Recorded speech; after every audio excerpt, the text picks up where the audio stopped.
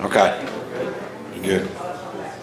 Okay, welcome everybody, and thanks for coming. It was 10 minutes ago that someone mentioned to me there's only 4 folks in here, and it's not going to be a quiet night, but that changed pretty quickly. So, it was a couple weeks ago that we were in a meeting, and I raised my hand. It was a team meeting with the ownership here, and I raised my hand and said, listen, why don't we bring everybody in and just have a progress update, because it's best to communicate what we're doing, why we're doing it, and how we're moving about the property, and most importantly, to field questions and or concerns that you guys have. So now looking at all your faces, I'm rethinking that suggestion. But on a serious note, let me start with a recap for those of you that might not clearly understand what we're doing and why we're here and why we're doing it. I want to take you through a few pictures, and then predominantly I'm going to build to an open question and answer. We're going to try to field questions and concerns that you have and experiences that you have with our services so far. So to start with, I'm the project manager. My name is Scott Ryan, and I am kind of in charge, largely in charge, if you will, of this operation out here. Some days that's a really good thing, other days it's not so good. The main reason we're here is because the exterior systems or structural systems on these balconies have deteriorated. They've been exposed to waters and water infiltration and leaks. Okay, so as you know, you guys spent some money to investigate the reach, if you will, or the extent of that, and you came up with a scope, and we're the lucky hire to come and address all those issues. So for those of you, almost every balcony that we're opening, let's see if this will work. Got my 8. Here we go. Oh, I'm sorry. Very slow. Okay, so anyway, when we expose this exterior skin, I'm going to try to get this mouse to work so I can point to this as well. So, can you guys see the mouse? No. Matthew, where are you when I need you, buddy?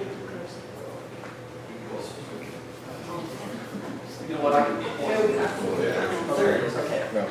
You know what I'm going to do? I'm just going to point because it's easier and but as you go through the property, you guys have seen this. Obviously, we are predominantly staging and constructing a conventional scaffolding system, which is how we plan to do the whole site. And we then proceed to take off the skin, which is the stucco and the stone. Take it off for one purpose, and that is to expose the damaged structure. This is a typical structure. You can see here, these are 2 scuppers on what is the knee wall. That's the wall that you walk out to on your rail or your screen. And for what it's worth, the leaks in this community predominantly occur at these scuppers for a few reasons. The scuppers, the inside elbow, if you will, of the knee wall and the jamb here, and also where a lot of these rails and screen systems were drilled straight down into the wall, they've been compromised there, and so you get water. And one of the bigger problems is that the way this was originally constructed is that this is your balcony now. So these joists had a piece of plywood down that was flat. Okay, it's flat, and then they would build slope or pitch so the water could run off when they poured concrete over the balcony. They would put a water membrane down. Then they would build concrete, and the concrete would have pitch to it, and everything was to work happily ever after. The problem is, over time, water gets down in the sides, water gets down in the angles, it gets down, it whips back in the scuppers, because the scuppers didn't necessarily go out far enough. And it finds its way, and it eats away at the wood, and you get this kind of stuff. So this is an exterior beam on your balcony. For those of you that might worry, it looks really nasty, and it is, but it's not catastrophic. Okay, this beam that's on the very last foot of your balcony is carrying just about that much load. But it is serious, and over time you want to take care of it. So this is pictures. You've got deteriorated wood, you've got deteriorated faces where the scuppers are.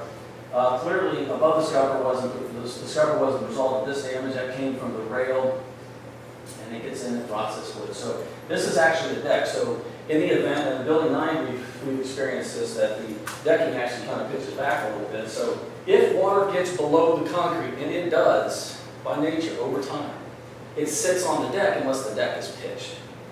So what we're doing is we're going in and, there we go. We're going in and pulling out all this rotted wood. And a lot of it's structural, some of it isn't structural. We take off all the sheathing. We explore the reach of the water damage. And we're putting in new LVLs or these structural Versalam beams. These are double beams. We're reconstructing soffits. We're reconstructing knee walls, as you can see it here. But most importantly, we are taking off your balcony deck. All the concrete comes out. The deck plywood comes out. And then what we're doing is we're now building pitch into the plywood. So the plywood will no longer be flat. The plywood now will be pitched. It's going to come up the threshold of your sliding glass doors. And the plywood's going to be pitched. So you can kind of see it here, but it's hard to see. But that's key because we expect the water to get below the concrete again sometime in the near future, 10 years, 5 to 15, whatever. This time when it gets on the deck, it's going to roll off. And I'll explain that here in a minute. In addition to what we're doing is we're tightening up your, you've got these threaded rods that go from your foundation all the way to the truss system above. And that's basically for uplift. It keeps your building in place in terms of uplift and hurricane type events, maybe type events. And these things settle over time, so they're bowed out, and we take the scaffolding off. We're reconstructing some of your blocking, your fire stopping, etc.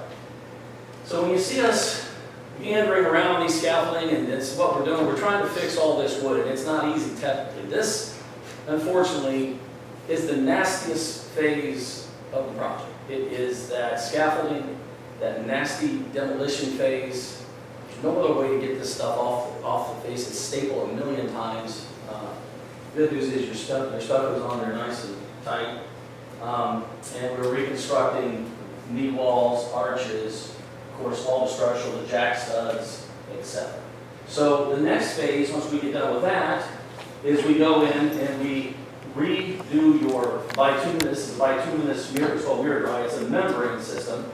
And for what it's worth, you have that now.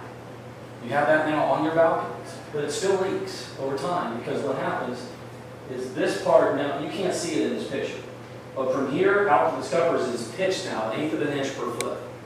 So when that little water drop does get onto that deck sometime in the next 10, 15 years, it's going out. It flows out the scupper and it doesn't sit, it's not trapped, and eats away at the wood. So that's the biggest part. It's hard to see, but when you see us outside the window and you see us pull the plywood off, that's what we're doing. Pull the plywood out, we're shimming from the back to the front so you have pitch in that deck.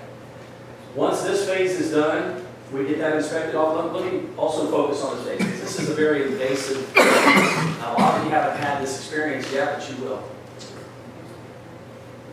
Now I remember the gentleman in the back asked me about those doors, and quite frankly, they're coming out and going back in pretty easily right now, but thanks to one of my coworkers who found the big suction allow us to grip them. But you were correct, they're kind of monsters. But these decks are relatively small. The first order of business is to work from the scuppers back. We're shingling back all the way to the threshold. Then when we're ready, we give you hopefully at least ample notice, and then we need to come into your home.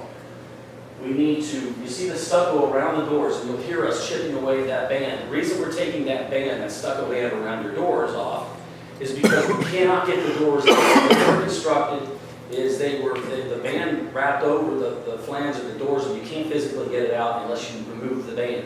Then we can remove the doors. And we have to remove the doors because this membrane comes all the way to the threshold. We take the old metal off, and we go all the way into your house underneath your door, and then we put a brand new powder-coated aluminum pan, and then we put your door back in. So if we're really good, and most of the time we're okay, we would be in your house for approximately a half a day.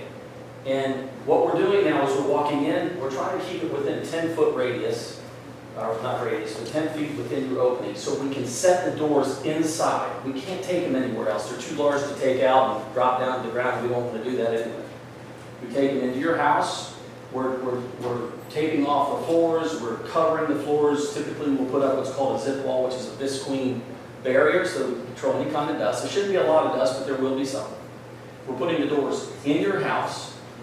Then we rework the threshold because that's the last step. Put the pan in, set it with silicone and screws, and then we'll reconstruct the frame of the doors back in the pan.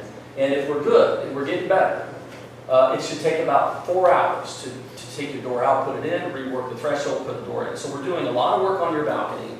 Then we're going to knock on your door and say, okay, it's time that we need access to your home. And that's probably the most invasive day, if you will.